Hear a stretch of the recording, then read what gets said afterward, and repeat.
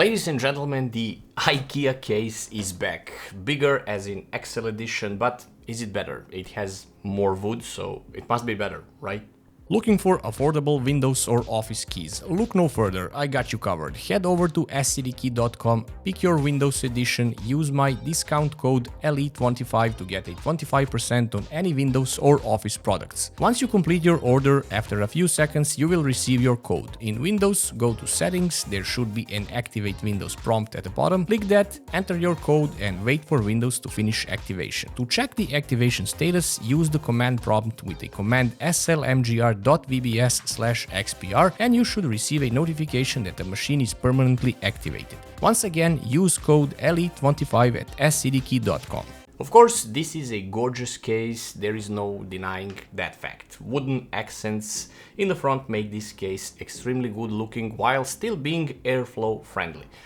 In order to remove the front panel, you need to give it a good yank at the bottom, and you can see that it has a fine mesh dust filter here for easy cleaning. It is held by clips in place. Front fans are 140mm in size, you get 3 of them. These are Fractal's own Aspect PWM fans. Rotating speed is from 500 up to 1700 RPM with an airflow of 78 CFM and static pressure is 2.0mm H2O.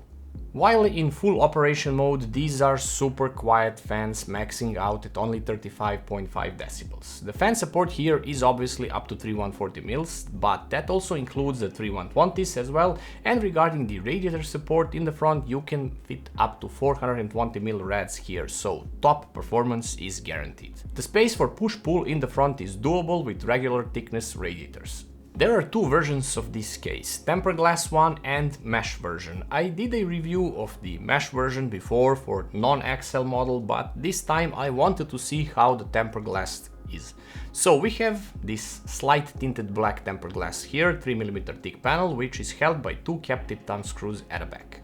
As with the non-XL version, you do have this metal piece in the front that hides the portion of the case and creates a separation from the glass as well. Doesn't hide your precious hardware, but it kind of hides the front fans a bit, which is totally fine if you ask me. You can of course remove it while building your system. And here we have a clear view why the XL is called the XL, because it has like a third more space compared to the regular model. Actual size increase is 36%, so I was right to guess it. So the dimensions are now increased to 503 in length, 240 wide and 509mm high, but it also gained some weight as it now has 9.7 kilos. The increased interior means you can mount bigger things inside, so now you can fit up to 330mm large extended ATX boards and of course regular ATX size and smaller ones. Rubber grommets are present on all holes, just not at the bottom ones on the PSU Shroud. Speaking of this PSU Shroud, it is perforated and it has patterns exactly like the ones on the rear side where you mount the fan. So naturally I thought that there is a dedicated fan space on the PSU Shroud.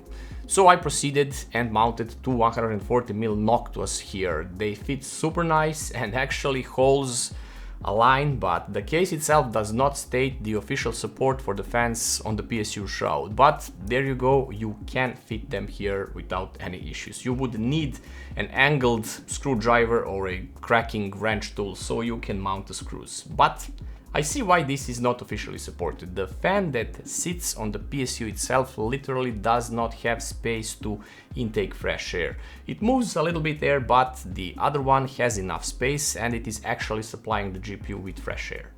Clearances for the GPUs are up to 430mm in length and up to 380mm if an AIO is used in the front. Regarding the CPU clearance, it is up to 185mm, so basically any GPU and any CPU tower cooler on the market can fit here. At the rear side, you can mount up to 140mm fans. As you can see, the perforation is exactly the same as on the PSU Shroud, so this is what led me to believe that I can mount fans on it. The top cover is easily removable with this leather strap at the back, so no tools are needed. At the top we have the space for up to 3 140mm fans, but for the radiators you can mount only up to 360mm large radiators. Top bracket is not removable by the way for easier installation like on the Define series. But this is not all. If you remember, Fractal has these 180mm fans, thus there are holes for two 180mm fans here as well. This is insane for some crazy good chimney style cooling.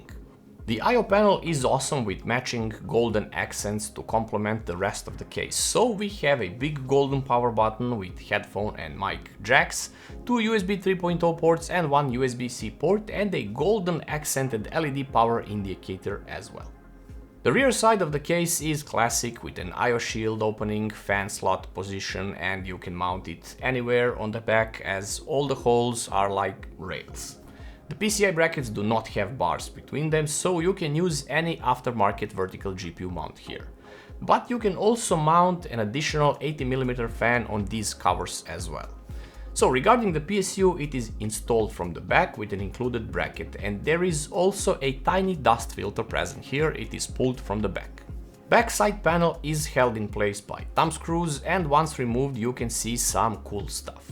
There are two SSD caddies. Technically it's one big caddy that accepts two 2.5-inch drives right below the motherboard tray. Zip tie points are present for the PSU cables, and all the major cables already have Velcro straps on them. You can of course see that there is a small integrated fan hub at the top, which only accepts up to 4 PWM fans, 3 already being occupied with front fans, but you can daisy chain some more with a splitter. In the PSU chamber there are two 3.5-inch caddies, which also accepts 2.5-inch drives as well. These are shallow and will not interfere with cables from the PSU, but you can remove them if you do not use them, and you can also reposition them in several locations if needed. This place switching of the hard drive limits you for maximum PSU length. You can see on the screen how much PSU space you can have in each hard drive cage position. As for the performance in this case, I haven't noticed anything unusual. CPU is Ryzen 5 7600X being cooled with deep-cooled Mystique 360 mounted at the top. GPU is PNY RTX 4070 Ti Super, and while gaming CPU is sitting in mid-50s, while the GPU is hardly ever passing 55 degrees. If both of them are stressed with benchmarking programs, CPU maxes out at 70 degrees, which is nuts, but once again Mystique 360 is an amazing AIO. GPU is maxing out at 60. I guess that bottom fans do supply it with a little of fresh air, which is responsible for great temperatures, but also the fact that you can mount two 180mm fans up top is just insane for awesome cooling. Also, let's not forget that the mesh version of the case also comes with a side rail, so you can mount two fans on the side to directly cool the GPU or a radiator if you want to place it there. The case is not cheap, but is not too expensive either for such a case. It is $169.99, and I like how everything is matched with the wooden front, golden accents on the buttons up top, and golden feet that elevate the case enough so the PSU can't breathe, but also separating it from the desk so it doesn't look even more like a furniture than it does. I mean, it is awesome with wooden front, it has that classy, elegant style, but without ever compromising the cooling potential inside. So you can have hands down the best looking case with top tier hardware inside, and everything will be cooled without any issues. You also have the free hack for mounting the PSU fans, so use it to your advantage. For now, that is it from me. Sub to the channel, like and share the video, and I'll see you in the next one.